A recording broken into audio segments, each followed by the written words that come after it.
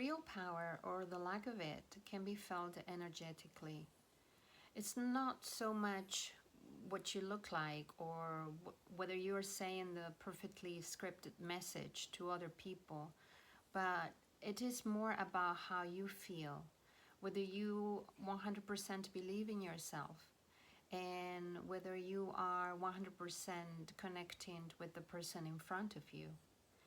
And so it doesn't have much to do with your looks or what you say. It's more how you say it and whether you're actively listening to the other person. Sensitivity is a great road map for you to develop that relationship with yourself, to learn to listen to what it is that you feel passionate about, and also what makes you sad, what scares you, what's important to you, what you believe in. When you listen to your soul, your inner voice, with respect and giving it the time that it deserves, then you know that you have your back. You know that you know about yourself enough to hold yourself, to hold space for yourself, to be able to connect with other people in ways that will be authentic and that will definitely make a difference. So doing the inner work of getting to know yourself pays off. And like I said, sensitivity is a great roadmap for that, because it's not about ignoring what's hurting inside of you. It's not about forgetting about what makes you feel alive. None of that is going to add meaning to your day. But if you pay attention to what's feeling painful inside your soul, inside your heart, and what feels super exciting, what makes you feel really alive, those are going to be powerful differentiators in how you show up. Now, being a sensitive leader is also about being resilient, because the pressure to conform starts early in life. As children, we want to please our parents, we want to fit in at school, then we want to fit in with our friends, we want to be taken seriously with our first jobs, and there's a lot of pressure to measure up your real value from the outside in. As you grow up, that kind of changes, because you realize that a lot of the people that are around you may not necessarily see you in your full light. And so it is your responsibility to meet you in that full light, to be able to hold space for yourself, to be able to get to know yourself well enough so that you can help the people around you understand what you stand for. And what happens if the people around you don't really want to be paying attention to what you have to say? What can we do then? Then we might need to set boundaries with certain people. We may need to decide who we want to be spending more time with and who we may prefer to love from a distance. Because at the end of the day, you need to protect your vision. You need to protect what's important to you.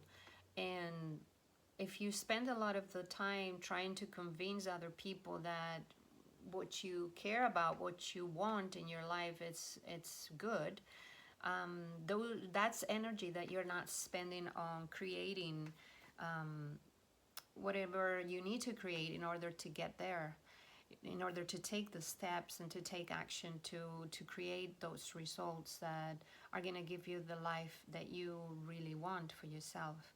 And so boundaries are essential for any sensitive person. So you need both. You need your sensitivity as a great roadmap, and you also need the leadership of a sensitive leader to be able to discern what relationships are nurturing of your soul and what relationships you are not really getting much out of, or you may actually be neglecting yourself in order to keep them. So my message to you is, don't let anyone break your vision. Don't let anyone tell you who you are and what you want to get out of life. That is your job. That is your responsibility. And you know, that's all you need to try to figure out in life to make it meaningful, to make it worthwhile for you. Nobody is going to be able to tell you what that is.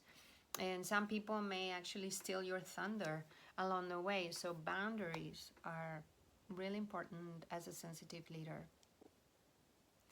And after we agree that real power is in knowing who you truly are and what you really want and need, then the next step is how you are going to show up in alignment with that, in alignment with your values, with your visions, with what you want to make happen that will create positive impact in the world, that will make a difference.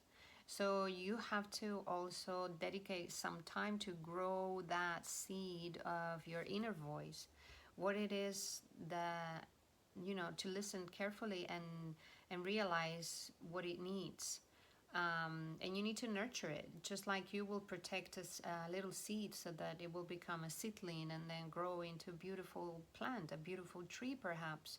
You have to water it, you have to protect it, you have to give it what it needs. And it's the same thing with your inner wisdom and your inner voice. Because at the end of the day, we are not here just to live for ourselves. We're also here to live for other people and be able to share something of value with them.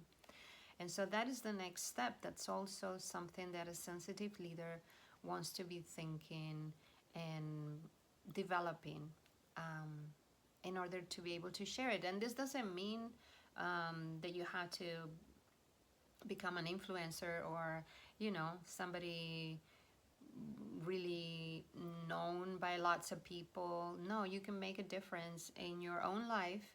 You can make a difference in the life of your family, your children. You can make a difference in your work, whatever that is.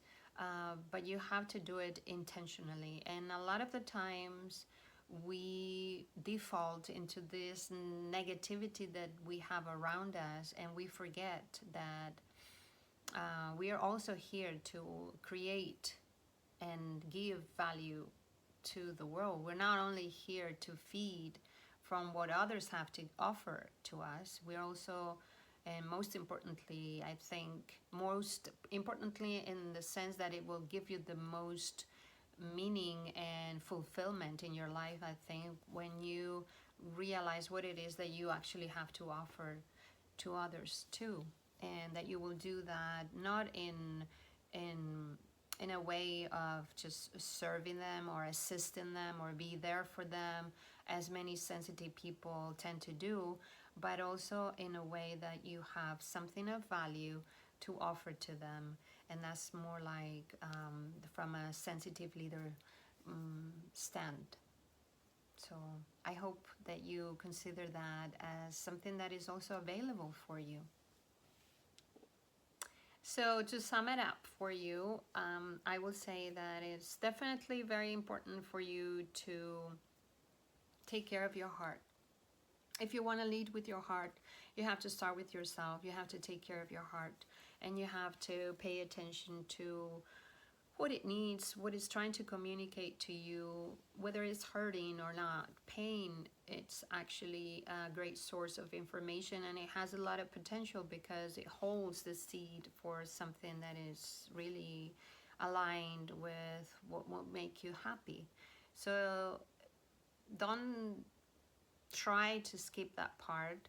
Taking care of yourself is not just making you feel happy all the time. I will say you have to honor all your emotions, and you have to really pay attention to what your pain is trying to communicate to you.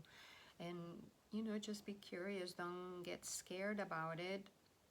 We live in a culture where we are supposed to look right, to feel good, to be successful. There's a lot of pressure to look a certain way, and the truth is that the human experience is a little bit more messy than that.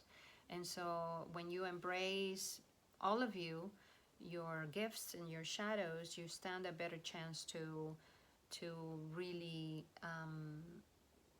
show up in ways that feel not only whole for yourself, but that will feel powerful for the people you are trying to communicate to.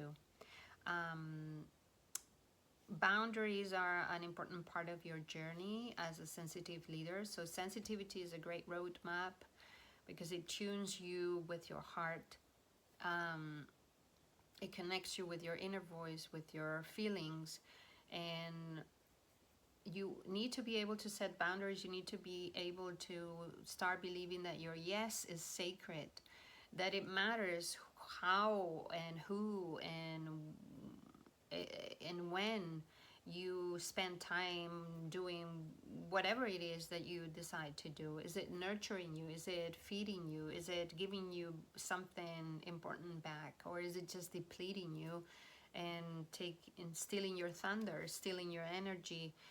You have to be responsible about that, and you have to be able to choose in alignment with what you're starting to develop in this relationship with yourself, so that you will have your back. You will be your best friend. You will be there for you, and you will be able to make choices that are not only good for the people you love, but also great for you because you love yourself too. And so the last thing I would like to say is that energy is a big part of all of this. There's only so much we can do from our mindset. Our mindset is very tied to our ego too. It's a small version of what we have the potential to be. And so when you try to fix your life from your mind only, you are missing a big part of what is possible for you. So leading with heart and taking care of your heart, and using your sensitivity as a roadmap means that you are also becoming more and more aware of what your energy is like. And if you are